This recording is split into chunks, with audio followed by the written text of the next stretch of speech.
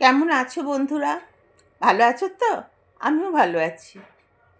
এখন ভালো থাকারই চেষ্টা করি। তোমাদের পেয়ে গেছি, তাই জন্য ভালো আছি।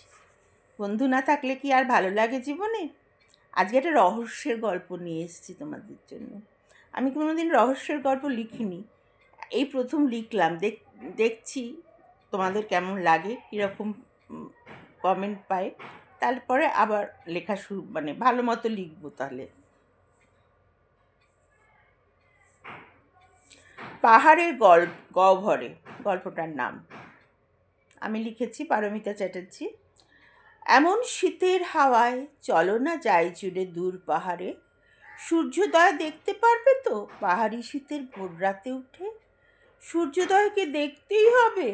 পাহাড়ে যাবে, সূর্যোদয় দেখবে না, তা কি করে হয়? সে তুমি যেও, আমি আমার হোটেলের ঘরের জানলা থেকেই দেখে নেব। তা তো হবে না, আমি তোমাকে কাঁধে তুলে নিয়ে যাব। নববিবাহিত দম্পতি মৌমিতা আর অভিকের মধ্যে কথাবার্তা চলছে। তারা বেরিয়ে পড়েছে হানিমুনের উদ্দেশ্যে। কিন্তু লাটাগুড়িতে গিয়ে মৌ জেদ ধরল পাহাড়ে যাবে। কেন? কেন যেন অভিকের ভালো লাগছিল না। আসলে মৌ যেতে চাইছিল কারণ বিস্তারে তার বন্ধু কাম প্রেমিক অয়নের আসার কথা। অভিক একটু চুপচাপ কি যেন গভীরভাবে বোঝার চেষ্টা করে। চলো না যাই ব্লিস্তানে, খুব মজা হবে। এত জায়গা থাকতে ব্লিস্তান কেন? ব্লিস্তানে অয়নদা আসবে, আর অয়নদা না খুব জমিয়ে দেয়। শুধু দুজনে একটু বোর লাগছে না? অভিকর বাহুবন্ধন সরিয়ে নিয়ে বলে, আমি তো জানি হানিমুন দুজনেই করে। তৃতীয় ব্যক্তির আগমন সেখানে বেমানান লাগে। বললেই পারতে, তাহলে হানিমুনের প্ল্যানটা বাতিল করে দিতাম। এভাবে বলছো কেন? তুমি না চাইলে যাওয়াটা ক্যান্সেল করে দেবো। আগে থেকে যখন প্ল্যান করেই এসেছো, তখন আর বাতিল করে লাভ নেই। অভি এমনিতে খুব খোলা মনের ছেলে, কিন্তু এক্ষেত্রে মনে হলো মৌমিতার সাথে মৌমিতার সাথে অয়নদার একটা বিশেষ কোনো সম্পর্ক ছিল বা আছে। নিজের অজান্তেই কেমন একটা ভয়ের শিহরণ খেলে গেল মনে। তারপর দিন তারা ব্লিস্তানের উদ্দেশ্যে রওনা হয়ে গেল। ওখানে একটা বড় হোটেলে গিয়ে ওরা উঠল। অভি বলল, খুব দামি হোটেল দেখছি। অভি অভি বল, তোমার অয়নদা ব্যবস্থা করে রেখেছে? মৌমিতা বলল, অয়নদা নয়, আমি করেছি নেট দেখে। এর চেয়ে সস্তার হোটেল পেলে না? কেন, তোমার অ্যাফোর্ড করতে অসুবিধা হবে?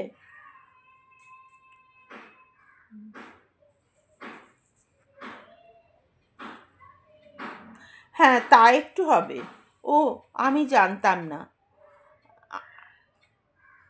ও, আমি জানতাম যে হানিমুনে এসে কোনো সস্তার হোটেলে ওঠা যায় না। তুমি জানতে না আমি কোথায় চাকরি করি, কত মাইনে পাই, বাবা মার দায়িত্ব আছে? হ্যাঁ, তা অবশ্য জানতাম। তবে ঠিক আছে, আমি তো বুক করেছি। তুমি এত চিন্তা করছো কেন? তোমার পয়সায় হানিমুন করব, এতটা গরিবও আমি নই। তবে জায়গা অযথা বেশি খরচ করাটা আমি পছন্দ করি না।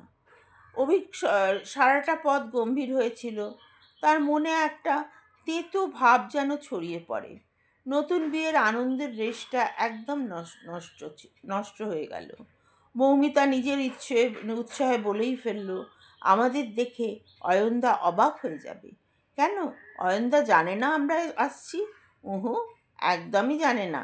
সারপ্রাইজ দেবো একেবারে অয়নদার বাগানওয়ালা বাড়ির সামনে পৌঁছে। অভিক বুঝতে পারল মৌমিতা মানুষের চেয়ে পয়সাকে প্রাধান্য দেয় বেশি। কিন্তু অয়নের দারোয়ান জানালো অয়ন এখন এখানে নেই, জলপাইগুড়ি গেছে। কবে ফিরবে জানে না। মৌমিতা বিরস মুখে নেমে এলো। অভিকের মনে হলো বৃথাই তার হানিমুন এবং বিয়ে বিয়ে। এ মেয়ের মন তো অন্যদিকে। সন্ধেবেলা বেশ ঠান্ডা। অভিকের মন মেজাজ খারাপ। মৌ বলল, চলো পাহাড়ে গিয়ে বসি। আমার সাথে একা বসতে তোমার ভালো লাগবে না, তুমি একাই যাও। আমি এখন বিয়ার খাবো। মৌমিতা অভিকের হাত থেকে বিয়ারের বোতলটা টেনে নিল, তারপর বলল, চলো আমার সাথে। পাহাড়ে তখন বেশ অন্ধকার নেমে এসেছে। দু একজন দু একজন স্থানীয় লোকজন কাছের গ্রাম থেকে ওপরে উঠে আসছে। মৌমিতা অন্ধকারে ছুটে একদম পাহাড়ের কিনারে চলে যাচ্ছে দেখে অভিকও ওর পেছনে প্রায় দৌড়ে এসে দাঁড়িয়ে হাঁপাতে হাঁপাতে এসে ওর হাতটা ধরে, একটা টান দেয় পেছনে দিয়ে বলল, একদম খাদের কিনারে গিয়ে কেউ দাঁড়ায়, একটু হলে পড়ে যেতে। হঠাৎই অভিকের মনে হলো ওকে যেন কেউ পাশ থেকে সজোরে ধাক্কা দিয়ে নিচে ফেলে দিল। মৌমিতা আর্তচিৎকার করে উঠল, অভি! গড়িয়ে পড়তে পড়তে অভিকের চোখে পড়ল মৌমিতা মুখ ঢেকে বসে পড়ল। আর দু একজন পাহাড়ি লোকজন দেখলো একজন আগাপোস্তলা কালো পোশাকে ঢাকা একটা লোক তড়িৎ বেগে ছুটে নেমে যাচ্ছে। দু একজন পেছনে গেলে লোকটা দুহাতে দুটো বড় পাথর উঠিয়ে নিয়েছে ওদের মারবে বলে। ওরা থেমে গেল। অভিক বলল, গড়িয়ে পড়ল একেবারে একটা পাহাড়ি ঝর্ণার ধারে। সেখানে বেশ কয়েকজন পরিবার বসে পাহাড়ের ওপর থেকে গড়িয়ে পড়া ঝর্ণার সৌন্দর্যে মুগ্ধ, নানান রকম ছবি তুলছে। কেউ এমনি বসে পাহাড়ি রোদ পোহাচ্ছে। আচমকা সেখানে গড়িয়ে এসে পড়ল অভিকের রক্তাক্ত দেহ। একজন দেখতে যাচ্ছিল প্রাণ আছে কিনা, কিন্তু আরেক ভদ্রলোক বারণ করলেন, হাতের ছাপ লাগবে, পুলিশকে খবর দিতে হবে। স্থানীয় থানা থেকে পুলিশ অফিসার এসে হাতে গ্লাভস পরে নাড়ি দেখে বলল, বেঁচে আছে, এক্ষুনি হাসপাতালে নিয়ে যেতে হবে। এদিকে মৌমিতা তো কাঁদতে কাঁদতে প্রায় অজ্ঞান। পুলিশ মৌমিতাকে জিজ্ঞেস করলো, এত কিনারে এলেন কেন আপনারা? ওর ছবি তোলার ভীষণ ঝোঁক, ছবি তুলতে তুলতে একদম ধারে এসে গিয়েছিল। পুলিশ বলল, কিন্তু ক্যামেরার কোথাও তো দেখলাম না। মৌমিতা বলল, তা তো জানি না। ও কিনারে এসে পড়েছিল, এমন সময় কেউ ওকে ধাক্কা দিয়ে ফেলে দিল। কেউ কেউ কোনো শত্রুতা কারোর সাথে না থাকলে কেউ কি শুধু শুধু কাউকে ধাক্কা দেয়? আপনি চিনতে পারেননি কে ধাক্কা দিল? না, আমি কি করে চিনবেন তা জানি না, তবে চেনা কোনো শত্রুতা না থাকলে কেউ তো এমনভাবে ধাক্কা দেয় না। যাক, চলুন থানায় নিয়ে গিয়ে মৌমিতাকে নানান রকম জিজ্ঞাসাবাদের পর সদুত্তর না পেয়ে ছেড়ে দেয়। কিন্তু পুলিশের মনে একটা সন্দেহ থেকে গেল। তারা মৌমিতাকে বলল, হোটেলের ঘর থেকে কোথাও বার হবেন না। হঠাৎ মৌমিতার মোবাইল ফোনটা বেজে উঠল। মৌমিতা ফোনটা ধরতেই ওপাশ থেকে যে কণ্ঠ ভেসে এলো তা মৌমিতার অতি পরিচিত কণ্ঠ। তুমি এসে গেছো? না এলে কাজটা কে করলো? তুমিই ছেলে ওই কালো পোশাক পরা লোকটা? কিন্তু হ্যাঁ, হ্যাঁ তো আমি ছিলাম। হঠাৎ অয়নের গলাটা থেমে গেল। তার বদলে শোনা গেল পুলিশের কর্কশ স্বর, লজ্জা করে না একটা নিরীহ মানুষকে এভাবে ফেলে দিতে? এদিকে হোটেলের দরজায় পুলিশ মৌমিতাকে বলল, বাহ, বেশ ভালো অভিনয় জানেন তো। প্রাক্তন প্রেমিকের সাথে প্ল্যান করে একটা ভালো মানুষকে মেরে ফেললেন। আমি মারিনি, আপনি নিজে মারেননি, কিন্তু দুজনে প্ল্যান করে মেরেছিলেন।